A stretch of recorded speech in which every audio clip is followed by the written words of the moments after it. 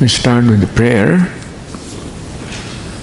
on the page number 3 of our camp booklet.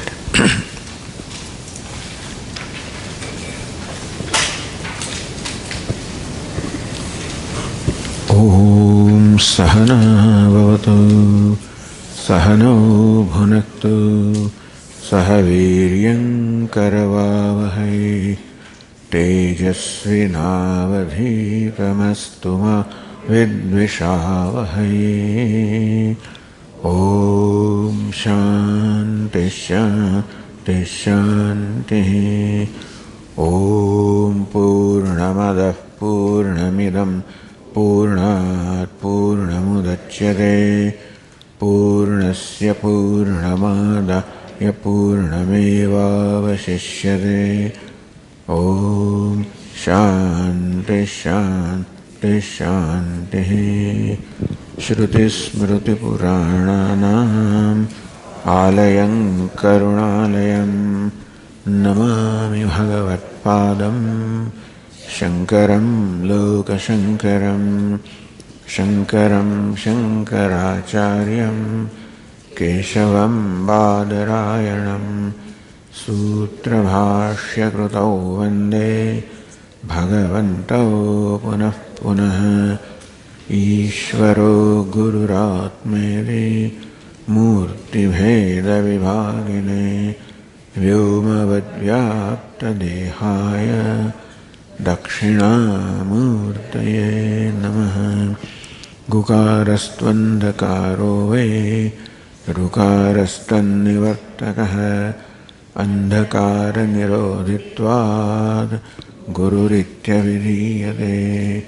Sada Shiva Samarambham Shankaracharya Madhyamam Asmadacharya Paryantam Vande Guru Paramparam.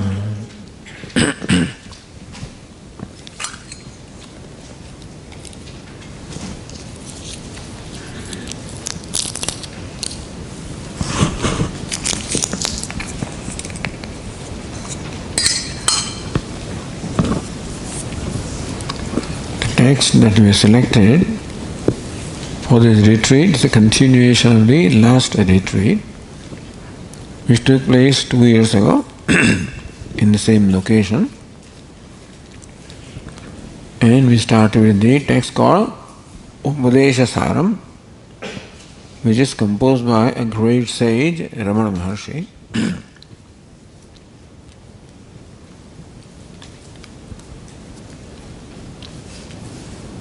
Since we discussed all the background last time, I will not spend much time in discussing the background. Most of you or many of you must have heard the name of Ramana Maharshi. There is a place called Arunachalam in the south of India, which is a mountain. Arunachalam also is the name of the Lord Shiva, the temple. The Lord is also called Arunachalam. The hill also is called Arunachalam. Achala means mountain. Aruna means red. Arunachalam, red mountain, like. And that is where Ramana Maharshi spent essentially the entire life. At the age of 16, he went to Arunachalam, and at the age of 70, he passed away. So 54 years he lived essentially in the same place. He never left Arunachalam. He was considered to be the avatar incarnation of Lord Dakshinamurti. Lord Dakshinamurti is said to communicate in silence, Mauna Vyakya, the silent sermon, silent discourse, or discourse in silence. Ramana Maharshi also preferred to be silent. Not that he never talked, he talked also. But he always preferred to be in silence. And number of devotees who visited Ramana Maharshi and just sat in his presence had lots of experiences that the doubts were all resolved, lots of insights took place. The very presence was a very blessing presence. He was one of the greatest sages that the Vedic tradition has produced, and he passed away in 1950 at the age of 70. His mother tongue was Tamil, but he also picked up and gained a great facility in Telugu, in Sanskrit, even in Malayalam. So this text that we are discussing is called Upadesha Saram. Saram means essence. Upadesha Saram, the essence of the Upadesha, the essence of teaching. Teaching of the scriptures, mainly Upanishads or Vedanta. So in this 30 couplets, Ramana Maharshi gives us the essence of the teaching of the entire Veda. Veda has two sections, Karma Kanda and Jnana Kanda. The section dealing with karma or action rituals, the section dealing with jnanam or knowledge. We can say the Vedas have even 4 sections: Samhita, Brahmana, Aranyaka and Upanishad. The mantra, Brahmana, the ritualistic portion; Aranyaka, the portion with meditation; Upanishad, the section with knowledge. So here also you find discussion on karma, upasana or bhakti, and dhyanam, meditation, and jnanam, knowledge. In Bhagavad Gita also you find karma yoga, dhyana yoga, bhakti yoga, jnana yoga. So here we find also an essence of karma, of bhakti, of dhyanam and of jnanam. The most space is accorded to the jnana yoga. But there is essentially discussed also karma yoga, bhakti yoga, dhyana yoga, and then finally jnana yoga. So that way you can say that this is Saram, the Upadesha of all the scriptures together. In very simple verses, just 30 couplets. And how this Upadesha came about is one of the scholars, his name was Muruganar. He composed in Tamil the text describing the glories of Lord Shiva. And then there is a legend called Darukavana where Lord Shiva appears as a mendicant and gives Upadesha to the Karmakandis, to the Grihasthas who are adept in rituals. And Lord Shiva made them understand that simply performing rituals for fulfilling your desires is not going to give you the success or the fulfillment that you're seeking. It is a jnana or knowledge that you can gain the true success. So why emphasis on jnanam, knowledge, as compared to karma? Karma means action, any kind of action, physical action, action in their speech, mind. Action involves an effort, involves a will on the part of the one who performs action, involves a will. Action is a deliberate effort. Usually perform with a desire to gain a desirable end. I don't have something like wealth, I perform an action, take a business, and thus I get what I wanted. You can say action is the means of accomplishing what I do not have, which I want.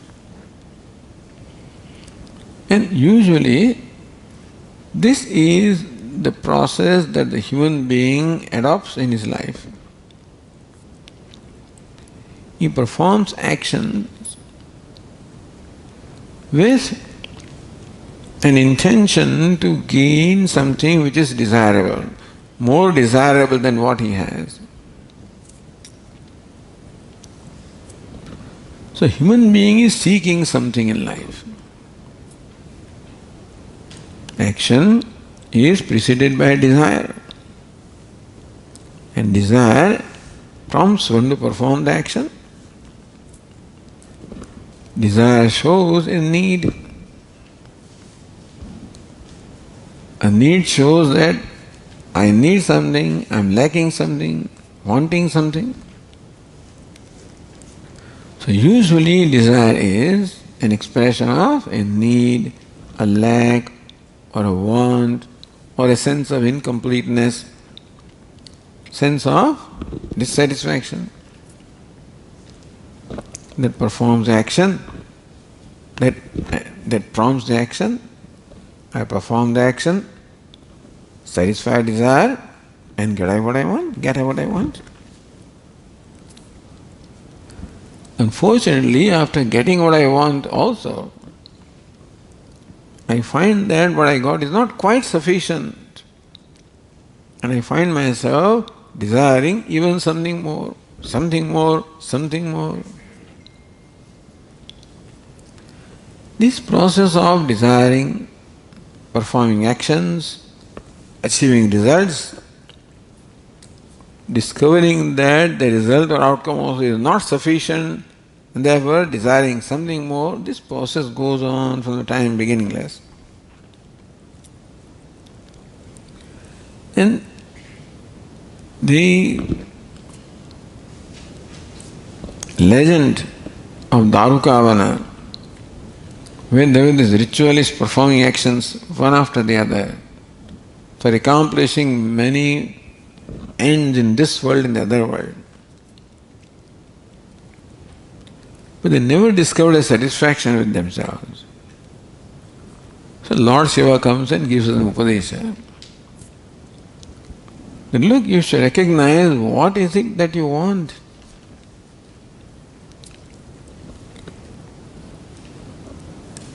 In the spirit or the desire behind fulfilling a desire is really to become free from desire. That's what you are seeking.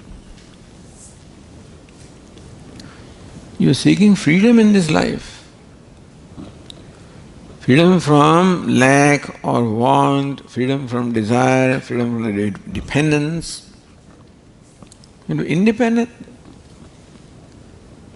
You want to be self-sufficient. You want to see yourself such that you do not need anything. So that freedom from need is what you are seeking. That means you are seeking completeness, fullness, wholeness, limitlessness. This is what you are seeking. Recognize what you are seeking.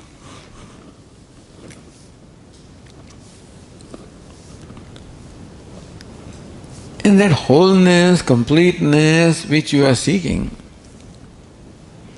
And every human being is seeking that. We may not have deliberately decided to seek wholeness or limitlessness. But we are born with that desire. We are born with the inherent desire to be free, completely free, unconditionally free. To be happy, unconditionally happy. Every human being has that desire. And the whole life and activities that we carry out is all meant for fulfilling the desire of becoming unconditionally free, becoming whole, complete.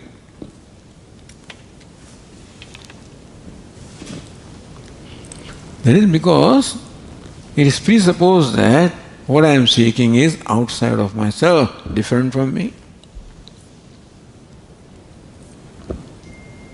So Lord Shiva wants to tell these people, look, what you are seeking is not outside of you. The wholeness, completeness, limitlessness, freedom, happiness, peace, love that you are seeking. Different people give different names.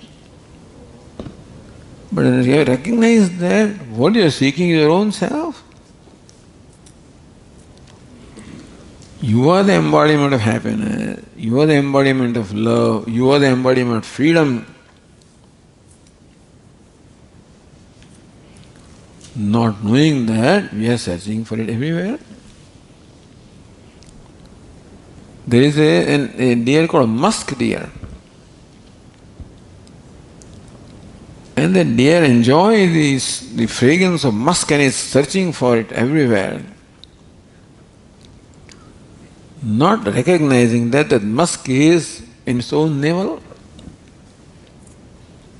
It is searching for what it already has, which means it does not know what it has. And so also the human being is searching for what he already has, not knowing that he has it. That musk, the fragrance we are enjoying, happiness we enjoy, peace we enjoy, freedom we enjoy. Unfortunately, we are seeking it somewhere else, not recognizing that the fragrance of freedom or happiness that we are getting is from our own self.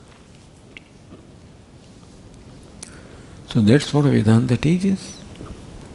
That's what Lord Shiva taught these ascetics. That you are what you are seeking to be. Meaning that it is not by doing something that the deer will find the musk, by recognizing that musk is in my own navel. So also by recognizing that you love is your own self. Happiness is in your own self. Freedom is your own self. Yes. You are looking out for that and getting disappointed again and again. Searching for love, searching for happiness, searching for freedom is bound to be, leading disappointments. We want others to give us love, and others to give us happiness, others to give us freedom. And they try also. But we cannot get what we already have. Therefore, this answer is to know that you are what you are seeking, that you are limitless, to know that. But Swami, if I am limitless, how come I don't feel it? You say that happiness is my nature, I don't feel happy.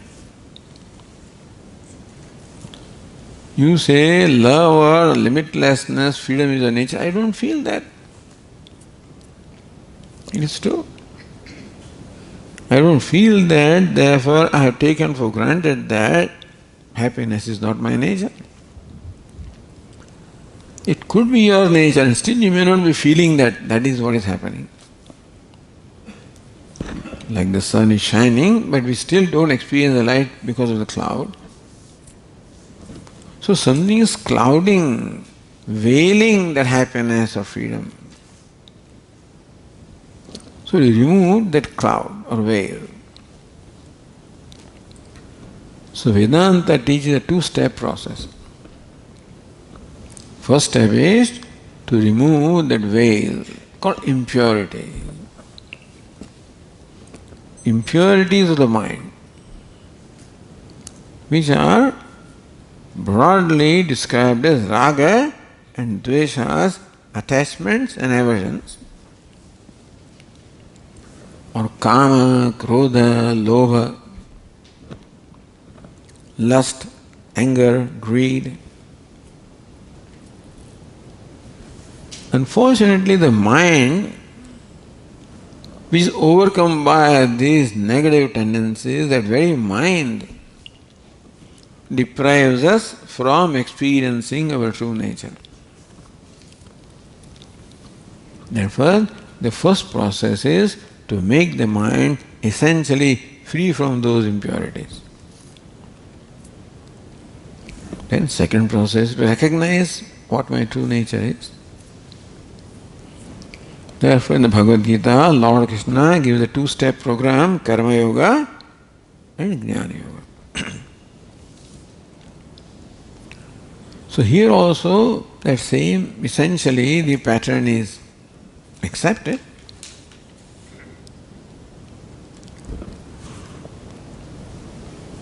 Now, there are people, these people who are ritualistic people.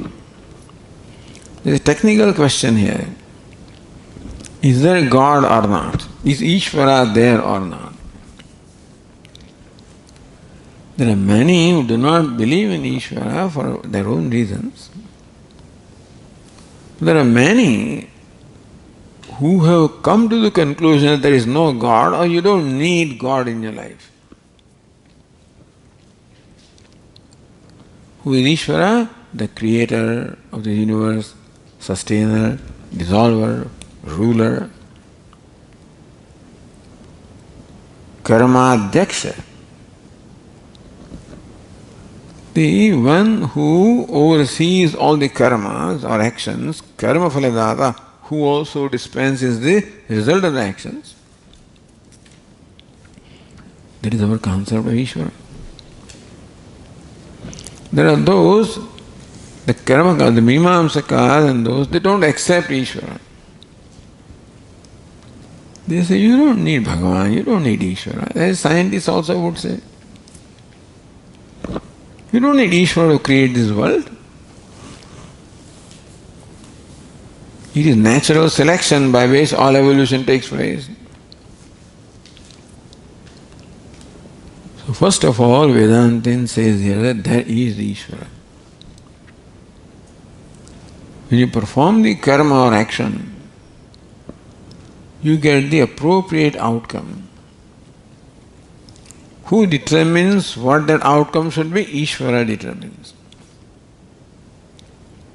He is omniscient, omnipotent. To determine the outcome of an action, how much knowledge do you require? When I drop this object from my hand and it falls, to accurately determine with what intensity it will fall, with what momentum, you need to get exact answer. What do you need to know? Law of gravity and stuff like that. How much you need to know? You need to know everything about the whole universe. Just to determine the outcome of one action, we need to take into account the entire universe, because the entire universe participates in every action. Who can do that? The one who is omniscient. So we have to accept the existence of omniscient being, all-knowing being, who alone can determine what the appropriate outcome will be of an action. So therefore the first verse starts with asserting that there is Ishvara. So let us read the first verse.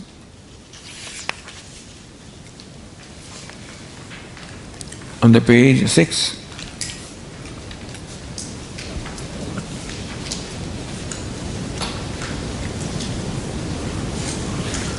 I'll chant one line, you please repeat after me. And we have these camp booklets here in case someone doesn't have. They're all piled up, they're here.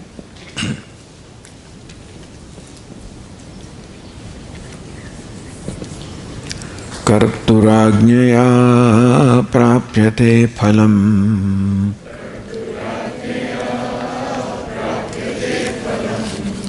कर्म किं परं कर्म तज्जडम्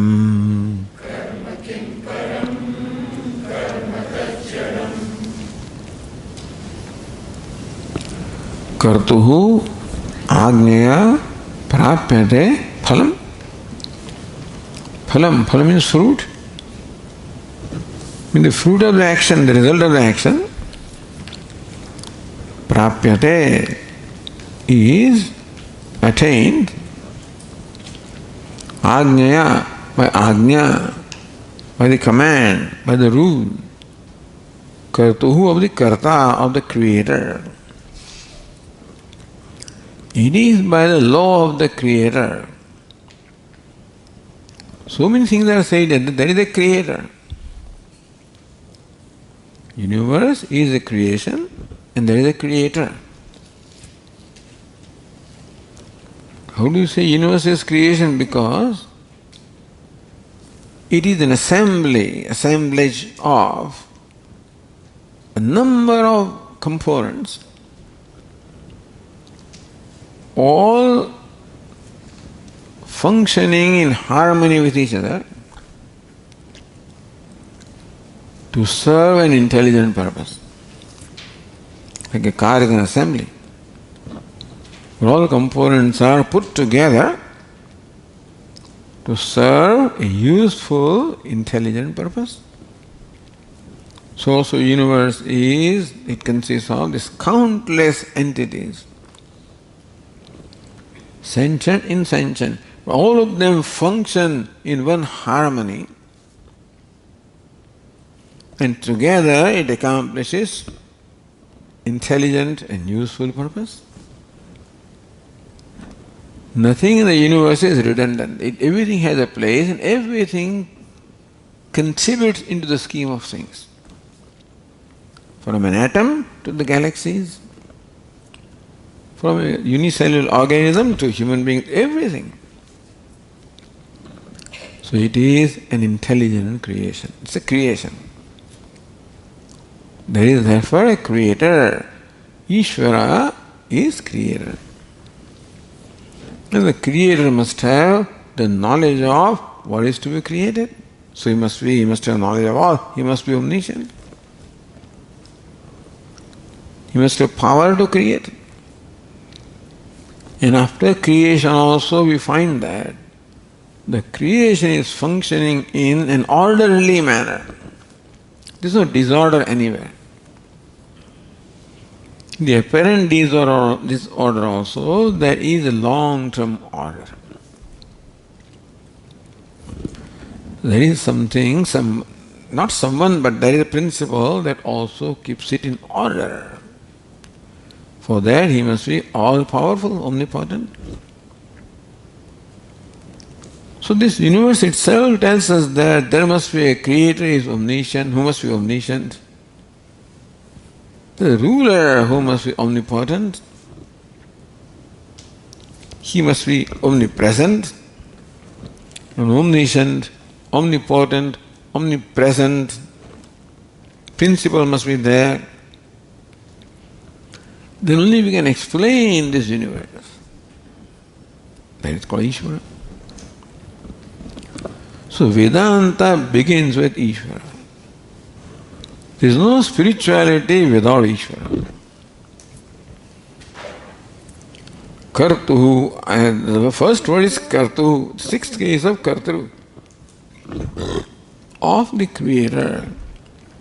By the ajna, by the command, by the rules, the order of the Creator, the phalam, the result of an action is attained.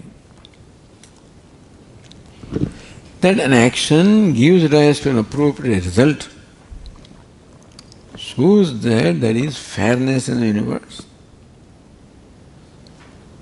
There is order in the universe, and there is omniscience, omnipotence, sarvajnata, omniscience is everywhere.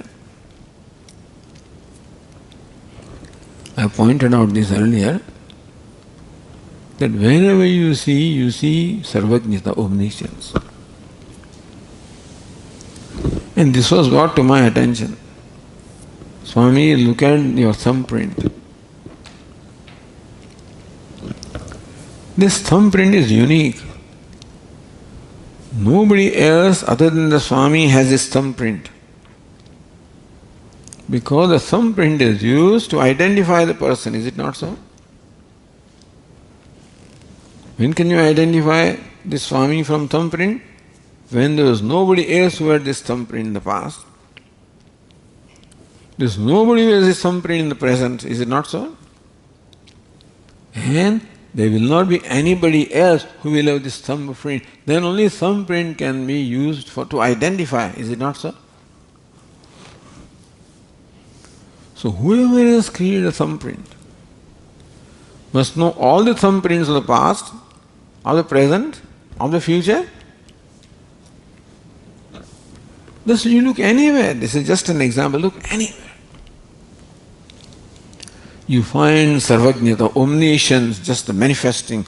The universe is manifestation of omniscience, sarvajnata.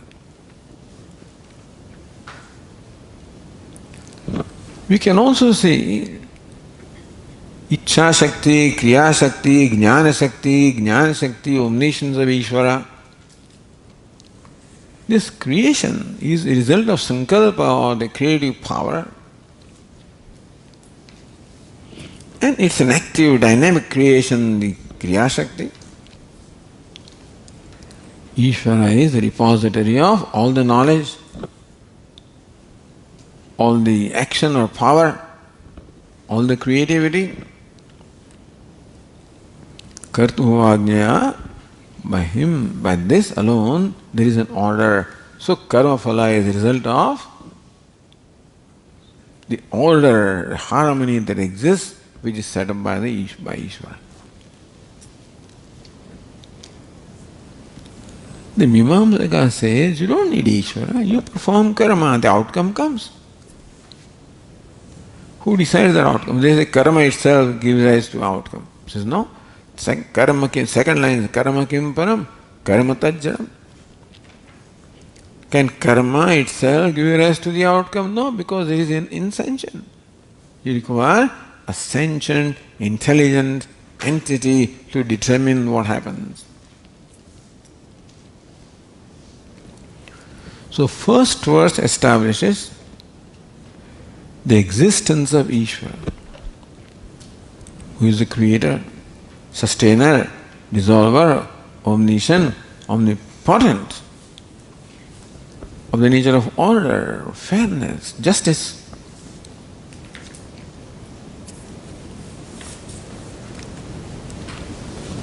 And therefore, keep Ishvara must be the focus in our life all the time, because we are what we are because of him, or whatever is what is because of Ishvara.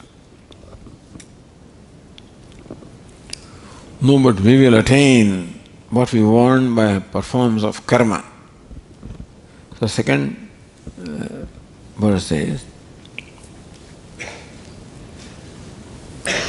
Kruti maho dadhau patana karanam phalam shashvatam gati nirodhakam.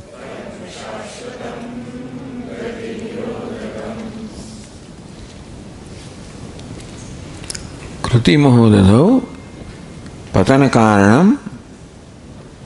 Second line says phalam ashashvatam gati nirodhakam.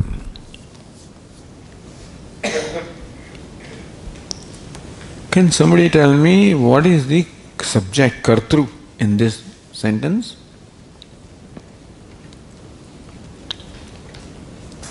Do what? Hmm? Do what? Yeah, in every sentence there is a subject and predicate, or karta, karma. So what is the karta here? In this second verse, in this sentence, what's the karta?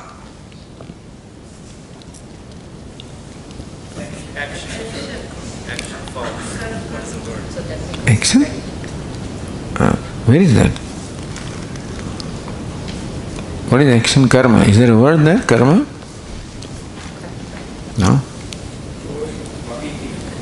You'll tell one by one, I'm sure you'll come up to this, there are not many words here, so you can propose one word after the other, and ultimately, by elimination, you'll come to the light word. Kruti. The Kruti Mahodadhau. Which case is it? Of what? Kruti Mahodadhi. Mahodadhi means what? Ocean. Kruti Mahodadhi, ocean of karma. Kruti is not the word. Mahodadhi is the word. Kruti Mahodadhau, in the ocean of karma. Seventh case cannot be Kartru, isn't it? Kartru is the first case. So, anyway, I don't want to take up time of everybody. I thought I'd just, tease some people here. Phalam. This is the story of Phalam. Kruti Maho Phalam, Kruti Mahodaho, Pratana Karanam, Gati Nirodhakam. Phalam means karma phalam. The result of an action. If an action is performed with desire, a desire prompted action produces, any action produces phalam. But then a desire prompted action, you perform an action to fulfill your desire. So phalam, the result of a desire prompted action, what does it do? That phalam is what? Kruti Mahodadhau Patana Karanam. Desire prompted action is called sakama karma. Kama means desire. Sakama karma. Sakam means what? Kamena saha, along with kama. Sakama karma. Action performed with desire. That gives rise to phalam, the outcome. Phalam means outcome of an action. That phalam, the outcome of an action, performed with the desire, what does it do? See, the point is we are seeking to become complete, successful by doing things. You do one after the other things so that you will become a successful person, a happy person, free person. So we want freedom, success, no doubt. Everybody wants that. But usually the path that we have adopted, we want to become free, isn't it? To become free, to become successful, to become happy, is it not so? Is there anything wrong in that? Is there anything wrong that you want to become free? Wrong in that you want to become happy? Nothing wrong? Is there anything wrong in my desiring to become free? Is it wrong? I want to be successful, is it wrong?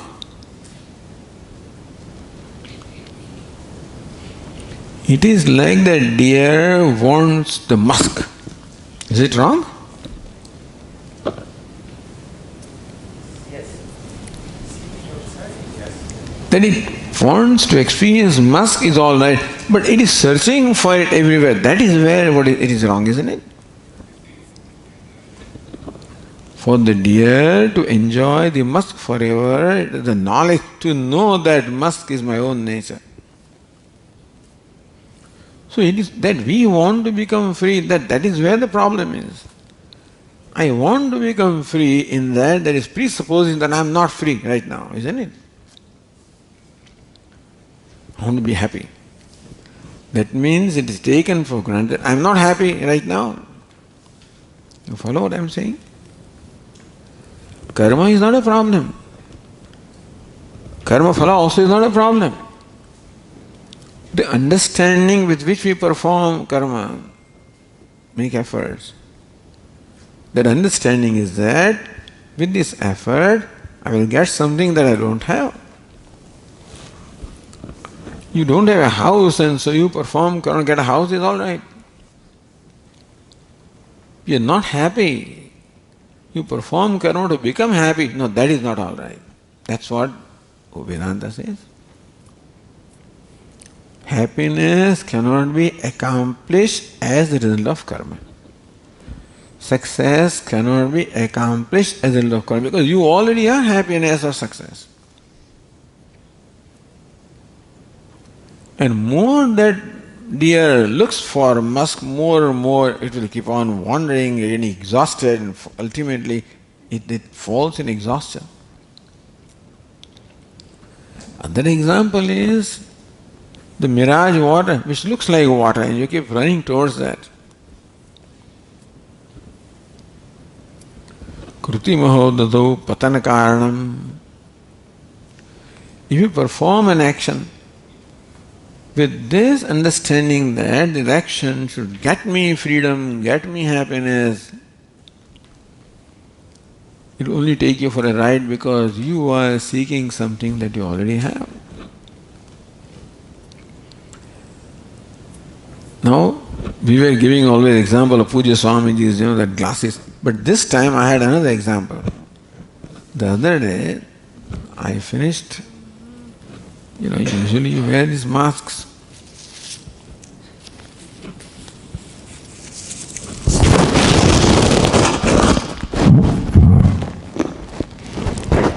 To do something, I just lowered my mask. I was talking to some people and so forth, and then came the time, where is my mask? And I was looking for mask. Where is the mask? This literally happened, by the way.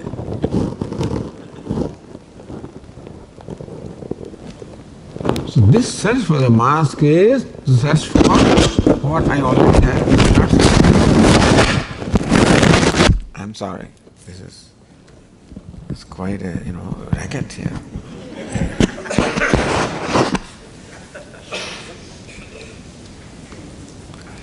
It is a search for what is already there. So this action of searching for mask will never be successful because I am looking for mask somewhere where it is not, and I am ignoring, overlooking where it is. So action is all right, outcome also, but then action perform for becoming happy, for becoming free, for becoming successful. It cannot bring what you already have. Never. They will create a mirage, a delusion of success. And I say, oh, that's success, I get it. It's not so. Then I do something else, unsuccess comes. And thus, Kruti Mahodada, one action leads to the other one, to the third one, fourth one. Because unfortunately, my conclusion that what I am seeking is different from me, that conclusion doesn't go. I continue to think that, oh, I didn't get success here, I'll do something else, I'll get it there. Kruti Mahodada, this leads to the ocean of action, outcome, action, outcome. Because phalam, every outcome is ashashvatam, is impermanent, is perishable. What you are seeking is permanent, imperishable. You can never find it. Gati nirodhakam. Not only that, but it also keeps you in a trap where the real idea, real understanding that what I am seeking is my own self, where moksha is, that always remains hidden from me. And therefore, this action of searching for moksha, searching for freedom, always deprives me of freedom. That very idea of seeking freedom becomes an obstacle to owning up the freedom which is my nature. Gati nirodham. Gati means the goal that you are seeking, success you are seeking, freedom that you are seeking. Swami, you should give up action? No, don't give up action. It is not a commentary or criticism on action, not criticism of outcome of the action. It is the understanding with which you perform. That is where a change has to happen. Same action, which right now seems to be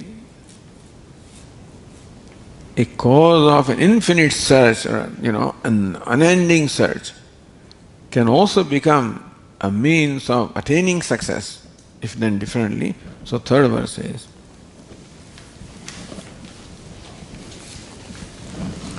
Ishvararpitam nechaya kritam chitta shodhakam mukti sadhakam.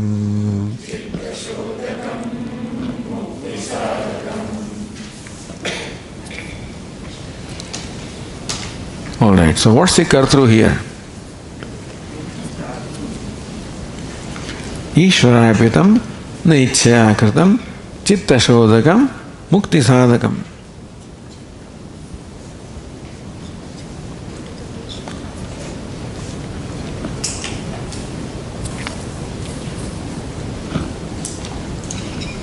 It's not that karma. So this talks about karma. The Ishvararpitam karma, na ichchaya kritam karma. Karma performed in the spirit of worshipping Ishvara. Na ichchaya, performed not for a personal agenda. An action performed not to fulfill a personal agenda, not prompted by my self-centered desire, but action performed in the spirit of worshipping Lord, offering to the Lord. So action or anything I do to fulfill my own personal agenda or self-gratification is called consumption. And when I do something as an offering for gratification of others, is called contribution.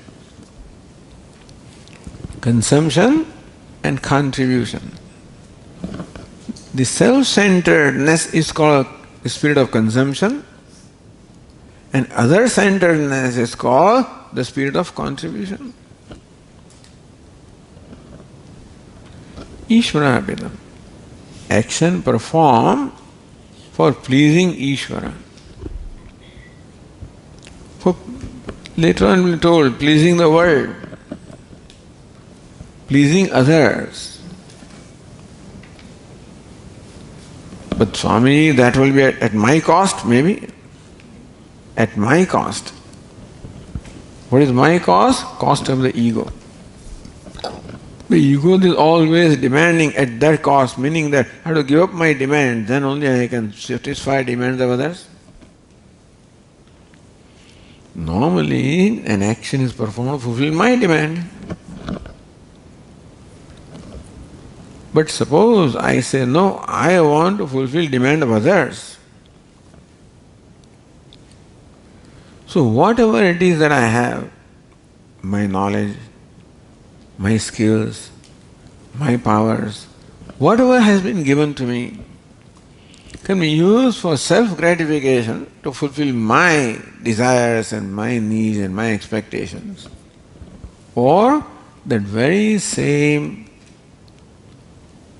gift or the wealth of power and desire can be used as a contribution.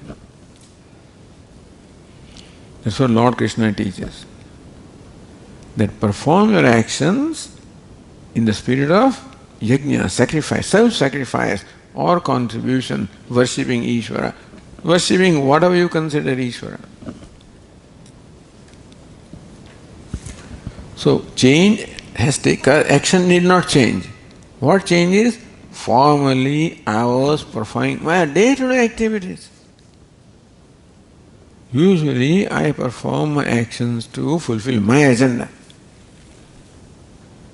He said that, may you perform your actions to contribute to fulfilling others' agenda. You offer yourself. That can mean you can sacrifice a big word, offer yourself. Let it be your pleasure to make others happy as best as you can. What does it do?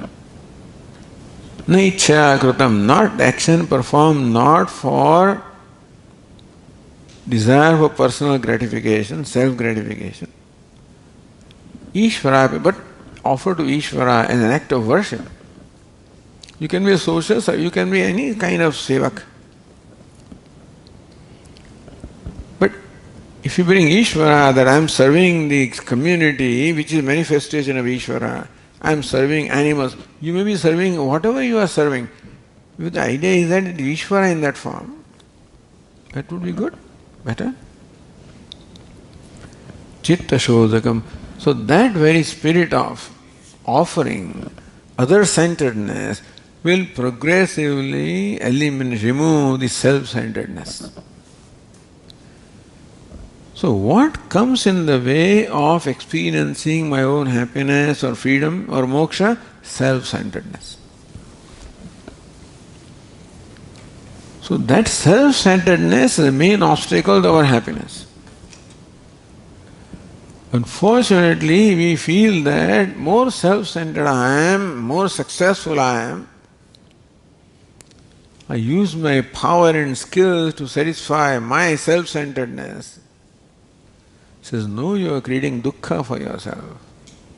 Be other-centered to create happiness for yourself. Chitta shodhakam will purify the mind. Eliminate kama, krodha, lobha, all the impurities will be slowly eliminated.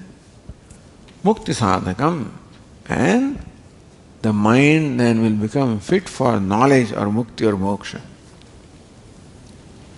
So karma, when performed with the right attitude, becomes a means of purification of mind or self-purification.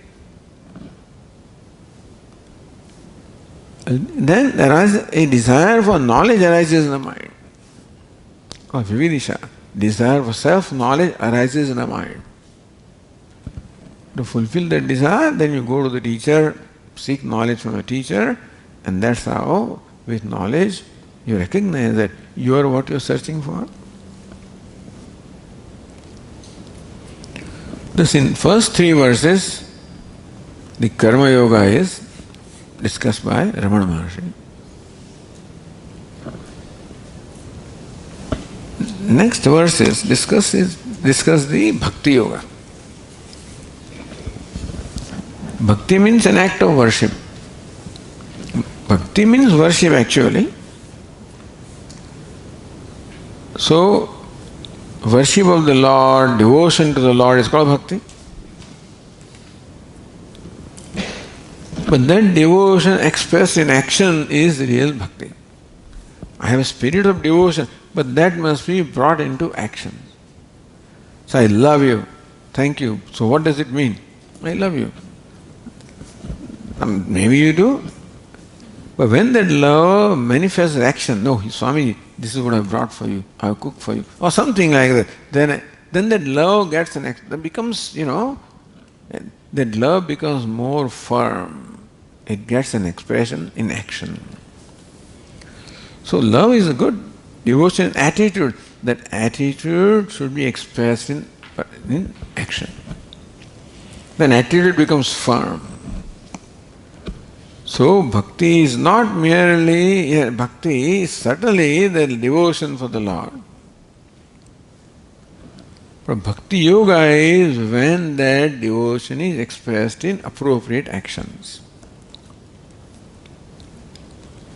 So here Ramana Maharshi prescribes what we can do to express our devotion for Ishvara, or what we can do to slowly discover the devotion also. Swamiji, I don't have any feeling in my mind. Then also you do something to invoke that feeling. If you have the feeling, do out of feeling.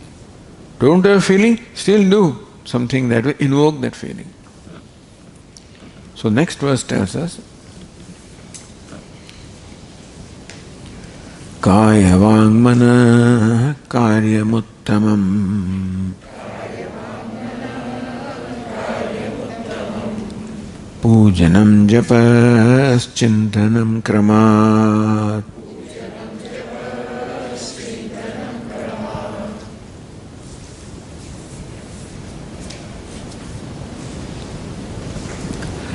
Kaya Vangmana Karyam Uttamam. Kaya is the body. Vak means the speech. Mana means the mind.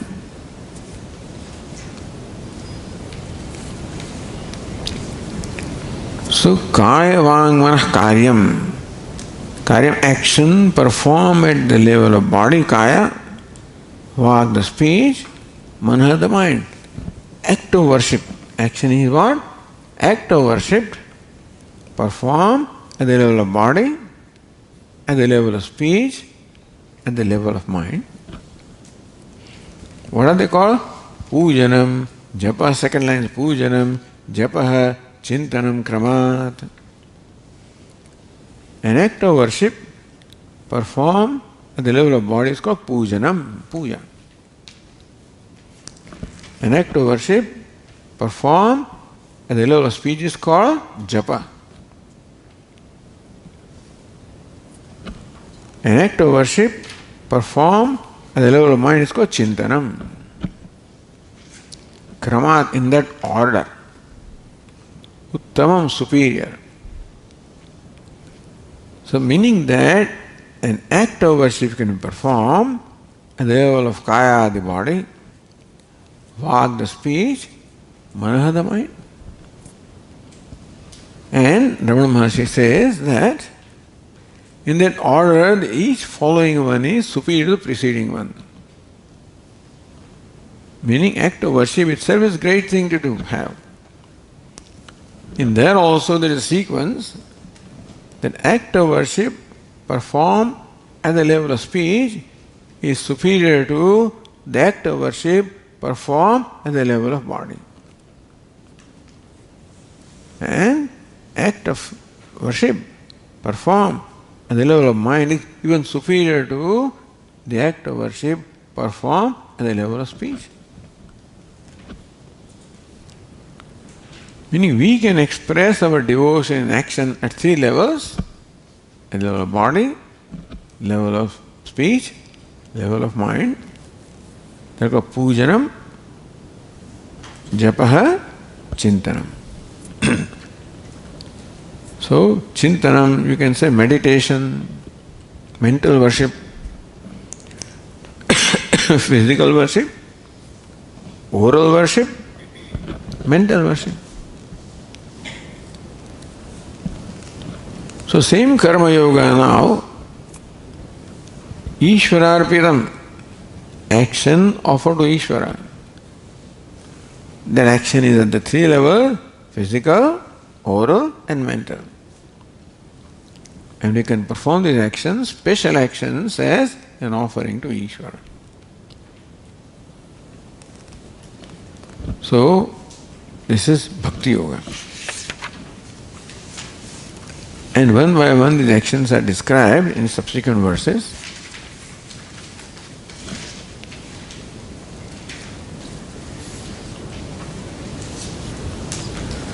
The fifth verse is Jagat Ishadhi Yukta Sevanam Ashtamurti Deva Pujanam.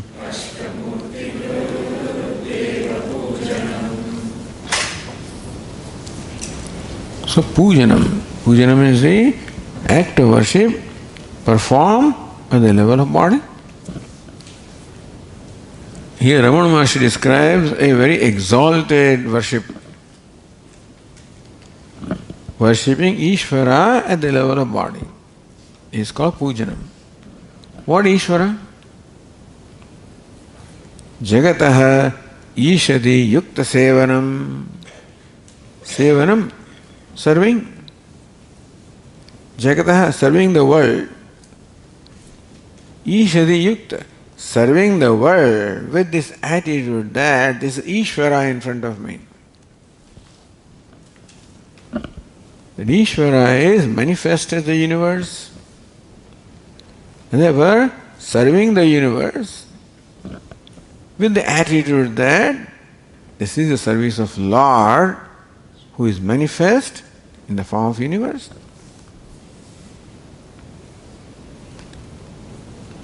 The second line says Ashtamurti Bhrut Deva.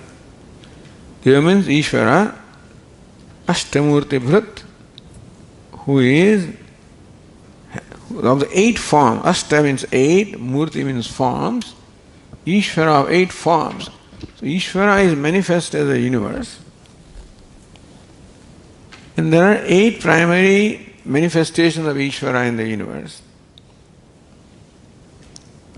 The 5 elements: space, air, fire, water, earth.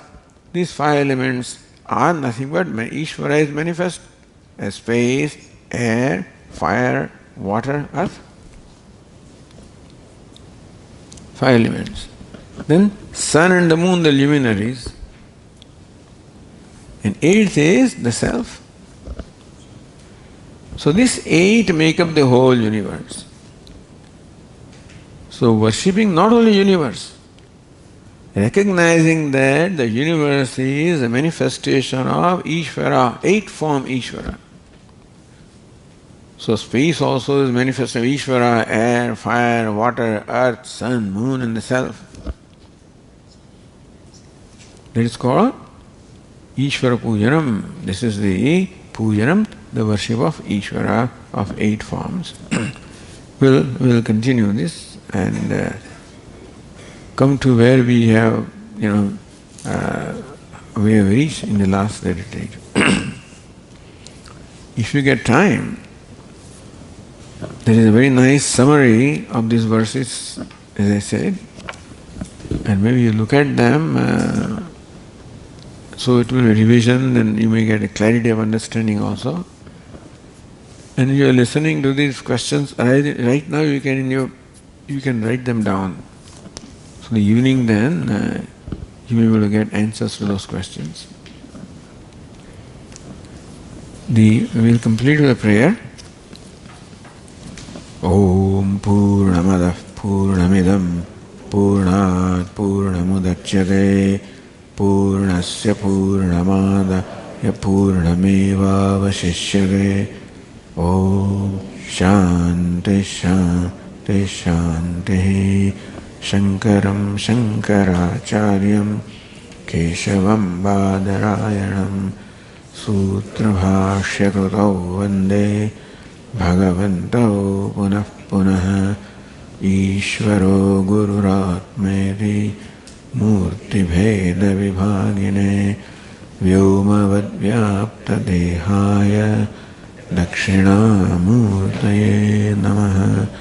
Om Shanti Shanti Shanti. Hari Om. Shri Gurubhyo Namaha. Hari Om.